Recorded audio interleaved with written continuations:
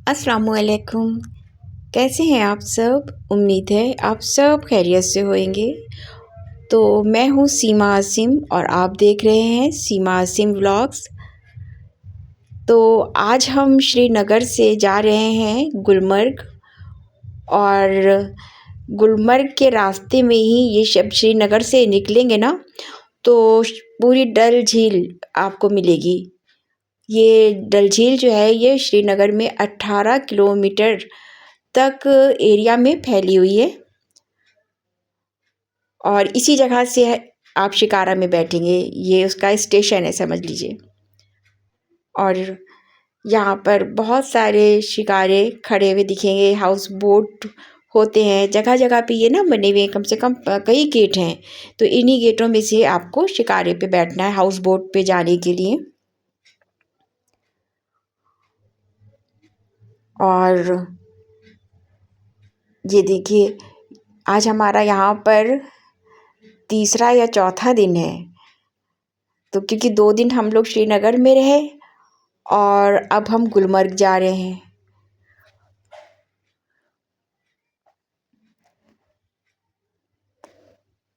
और यहाँ पे हम विला में पहुँच चुके हैं।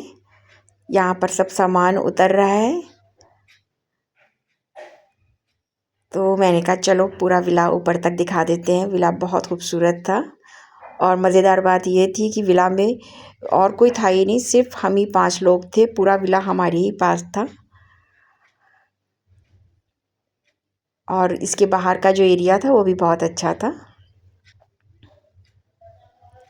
ये देखिए, यहाँ पर कल मैं इसके अभी जो आगे की वीडियो में आपके साथ शेयर करूँगी। जो पेड़ दिख रहे हैं ये किस किस चीज़ के पेड़ लगे हुए हैं यहाँ पर। तो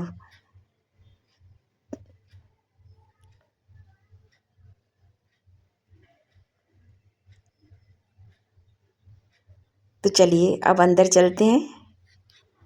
यहाँ पे अरहान और आमिर, आसिम भाई सब खड़े हुए हैं, और भाभी बैठ गई हैं। श्रीनगर से गुलमर्ग की दूरी जो है वो बाई कार 1-1.5 घंटे की है। भाभी बहुत थक गई थी, तो बड़े मज़े से बैठी हुई हैं यहाँ पर। तो चलिए अब अंदर चलते हैं और आपको अंदर से दिखाते हैं कि विला कैसा है। तो अच्छा, मैंने देखा है कि कश्मीर में ना ज़्यादातर क़ालीनें ज़रूर बिछी हुई हैं सब जगह पर, क्योंकि ठंडक की वजह से ना ज़मीन पे पैर रखो बर्फ़ की तरह ज़मीन हो रही है। यहाँ का फ्लोर इतना ठंडा होता था, कोई इंतहा नहीं है। तो यहाँ पर भी विला में भी क़ालीनें बिछी हुई हैं, और विला को जो ऑनर है उन्होंने बहुत अच्छे से डेकोरेट करा है। और रात में जब भाई आए, मतलब ऑनर जो थे भाई, वो आए तो उन्होंने पता नहीं मुझे क्या क्या बता रहे थे। जो सामने सब डेकोरेशन है ना, ये सब समझा रहे थे, बता रहे थे। और बता रहे थे जो क़ालीनें हैं ये फ्रांस से मंगवाई थी उन्होंने। तो बहुत अच्छी क़ालीनें भी थी खैर, और उनका विला भी बहुत शानदार था, बहुत अच्छा था। ख़ुद भी बहुत अच्छे मिजाज के थे, फैमिली बहुत अच्छी थी। तो चलिए अब ऐसा करते हैं। अच्छा, ये नीचे मजलिस है, मतलब कोई फंक्शन करे, कुछ भी करे तो वो यहाँ से कर सकता था। और जो उनके लोकल के लोग होंगे वो कुछ भी फंक्शन करना चाहें तो विला उनसे ले सकते हैं रेंट पर। और ये यहाँ पर सिंक लगी हुई है, बहुत खूबसूरत वॉश बेसिन लगी हुई थी, और आन के मतलब ले सकता है और वो उसको रेंट पे देंगे। तो चलिए अब हम ऐसा करते हैं, ऊपर चलते हैं और आपको ऊपर दिखाते हैं, क्योंकि हमारे जो रूम्स थे वो ऊपर थे।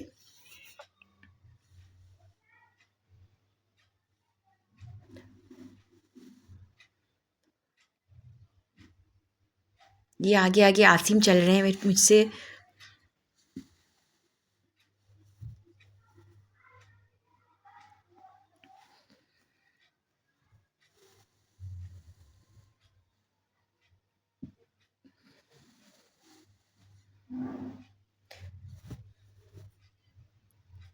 तो ये है हमारा रूम।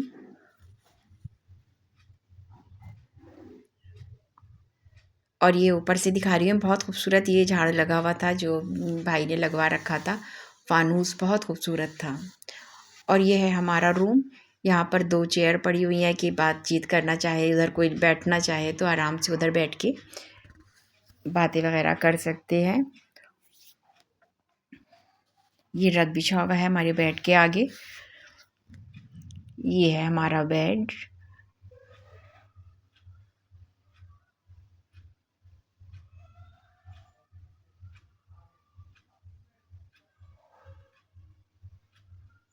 और आप लोगों को आप लोगों को मेरे व्लॉग्स कैसे लग रहे हैं तो मुझे ज़रूर बताइएगा कमेंट में।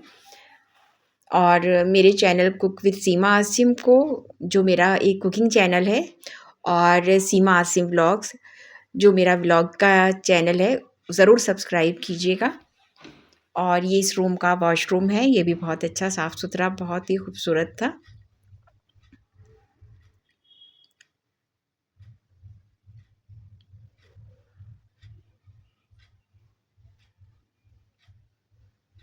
अच्छा, मैंने जब जा रही थी कश्मीर तो बहुत सारे व्लॉग्स देख रही थी उस टाइम के ऊपर, तो बहुत से लोग कहते थे कि कश्मीर में लाइट बहुत जाती है, लेकिन भाई हम जहाँ जहाँ भी रुके हमें याद ही नहीं रहा कि लाइट भी जाती है यहाँ पर। बहुत अच्छा था लाइट का, मतलब पता ही नहीं चला कि लाइट जाती है, वरना मैं तो यहीं से घर से कहते जा रही थी आसिम से कि भाई लाइट बहुत जाती है वहाँ पर, मगर खैर कहीं भी लाइट का कोई इशू नहीं था। ये इधर हम जा रहे हैं भाई के कमरे में। ये देखिए हमारे भाई का रूम जो है ये है। यहाँ पर भाई थे, भाभी थे, ये इनका रूम था। और यहाँ पर हर रूम में केटल रखी हुई थी, इलेक्ट्रिक केटल थी। छोटे छोटे से चाय की पत्ती के सैशे थे और शक्कर के भी सैशे रखे हुए थे बाकायदा। ये भाभी आ गई अपने रूम में। और इतना अच्छा लगता था, रात में हम ही लोग होते थे ना पूरे विला में, तो खूब सारी बातें करते थे। रात में हम आसिम और भाई बाहर जाते थे और अंडे लेकर के आते थे और चाय बनती थी। और फिर रात में हम लोग अपने बैठ जाते थे किसी भी एक रूम में, या तो भाभी के रूम में हम लोग बैठ जाते थे। ज़्यादातर ऐसा ही होता था कि भाभी के रूम में बैठते थे, और उसके बाद हम लोग बैठ के यहाँ पर बातें करते थे, अंडे उबलते थे, चाय बनती थी। और मूँगफलियाँ यहीं राम मतलब अपनी जगह से ही शहर से ही लेकर के गए थे, अपने शहर से लेकर के गए थे, और रात में बैठ के खूब बातें करते थे और मूँगफलियाँ खाई जाती थी। क्योंकि इंसान जब कहीं घूमने जाता है ना तो बहुत सारी चीज़ें होती हैं कि एक जगह पे बैठो दिल लगे जिससे, तो वही होता था कि वरना अपने अपने रूम में जाके बैठ जाओ तो उतना मज़ा थोड़ी आता है, सन्नाटा लगता है। तो हम लोग सब एक साथ ही बैठ जाया करते थे और बातें वगैरह करते थे। डोंट वरी, आराम से आप कर लीजिए। ये कश्मीरी क्या है? ये पनीर है, पनीर और प्याज है। पनीर प्याज है। ये चिकन है और ये दाल है। कल बनाएंगे दूसरा, बिल्कुल हाइजीनिक, बिल्कुल प्योर, एवरीथिंग होममेड। नहीं, बहुत अच्छा है माशाल्लाह, अल्हम्दुलिल्लाह। अब खाना खाने के बाद वो देखेंगे उस गीजर का। जी जी। मैं थोड़ा मुझे नीचे आइए, आप लोग भी आइए। नहीं प्लीज, हमने किया, आप आराम से कर, ठीक है, आराम से उसका आराम से चावल चावल जो भी चाहिए सब कुछ हो, डोंट वरी, आराम से। तो यहाँ पर एकदम भाई का बुलावा आ गया कि चलिए खाना तैयार है, तो हम लोग सब खाना खाने के लिए इधर आ गए। और खाना बहुत अच्छा था, सबको बहुत पसंद आया। और खाने में क्या क्या है ये तो आपने सुन ही लिया। तो मैं दिखा दूँ, ये पहले दिन का है, रात को जब हम लोग विला में आए थे उसी दिन। तो यहाँ पे आसिम, भाभी, भाई, अरहान, मैं सब बैठे हैं और सब खाने की बातें कर रहे हैं और तारीफ़ कर रहे हैं कि खाना बहुत मज़े का है। बिल्कुल। फिर रात हो गई और उसके बाद हम लोग सब थके हुए थे, सब सो गए। और ये अगली क्लिप जो है ये उसकी मॉर्निंग की है। बहुत अच्छी है कश्मीरी रोटी। इसे भाई क्या बोलते हैं? रोटी बोलते हैं, तंदूर की रोटी। तंदूर की रोटी। जी। बहुत अच्छी माशाल्लाह।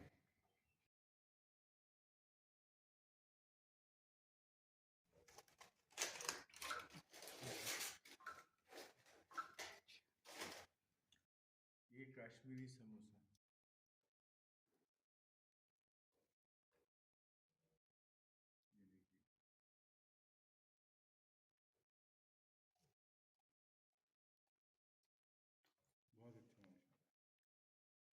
और फिर बस नाश्ता वगैरह करके हम लोग नीचे आ गए थे, क्योंकि आज हम लोगों को जाना था घूमने के लिए। और हम लोगों ने पहले ही सोच लिया था कि कहाँ जाना है।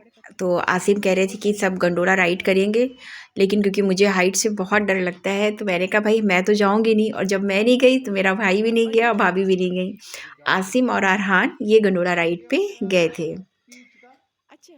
एप्पल के वो वाले एप्पल के पीच है, एप्रिकॉट, ये एप्रिकॉट है, वो पीच है। अच्छा अच्छा हाँ, अच्छा। ये हो गया अनार। हाँ, अनार तो है हम लोग की ये तरफ। अनार का है। ये हो गया वो इंजीर।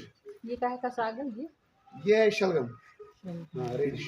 हाँ, इधर लगे थे मिर्च, कश्मीरी मिर्च, वो कल निकाले। यहाँ कुछ निकले रखे थे कल। हाँ, कल निकाले।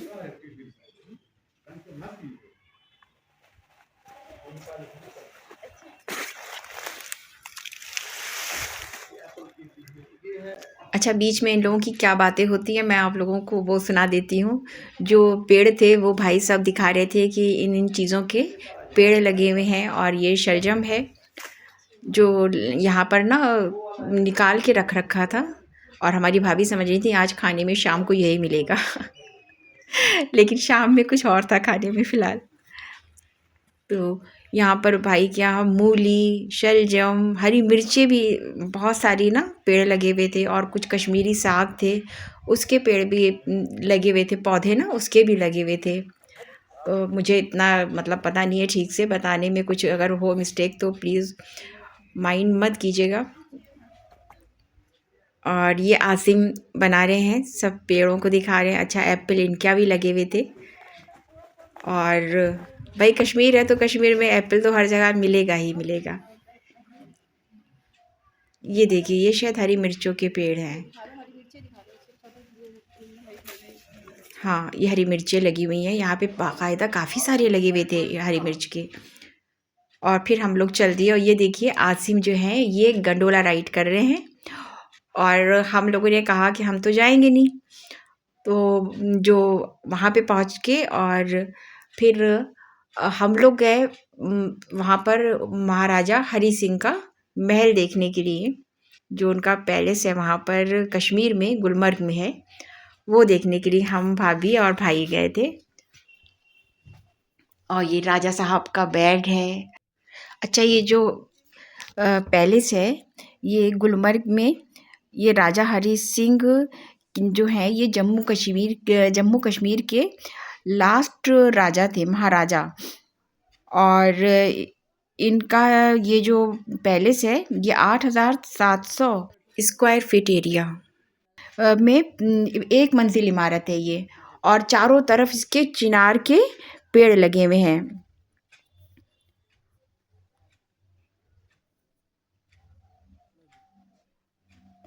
और यहाँ पर उस टाइम महाराजा के जो वक्त के बहुत ही खूबसूरत आलीशान सोफ़े और पुराने झूमर और बेशकीमती जो सामान होता है उससे सजा हुआ है, और लोगों को जो है काफ़ी अपनी तरफ अट्रैक्ट करता है, बहुत अच्छा लगता है। अच्छा, ये राजा जो थे यहाँ पर जब गर्मी होती थी तब आन के रहा करते थे। और यहाँ पर अरहान भाई गंडोला से पहुँच चुके हैं, और यहाँ पर देखिए ये फ़ेज़ 1 पे है कि फ़ेज़ 2 पर ही है, क्योंकि यहाँ पर ही बर्फ़ इनको मिली थी।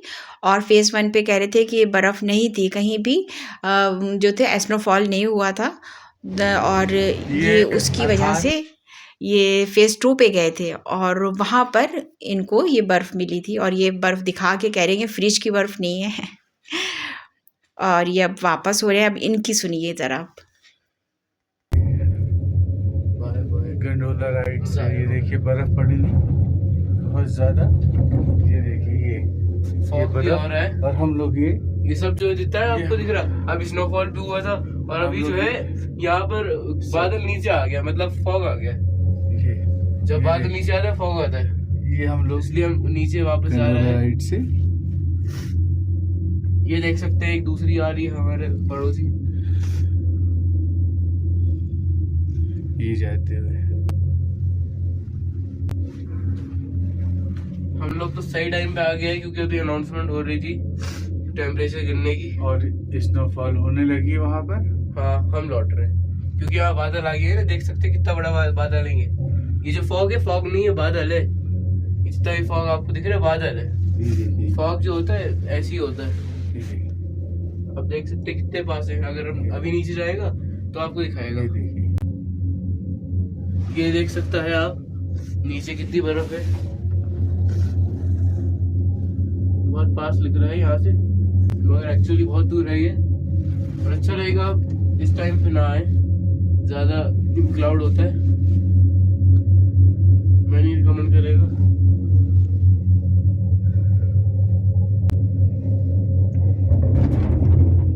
तो अभी जो है हम लोग अल्हम्दुलिल्लाह सही जा रहे हैं।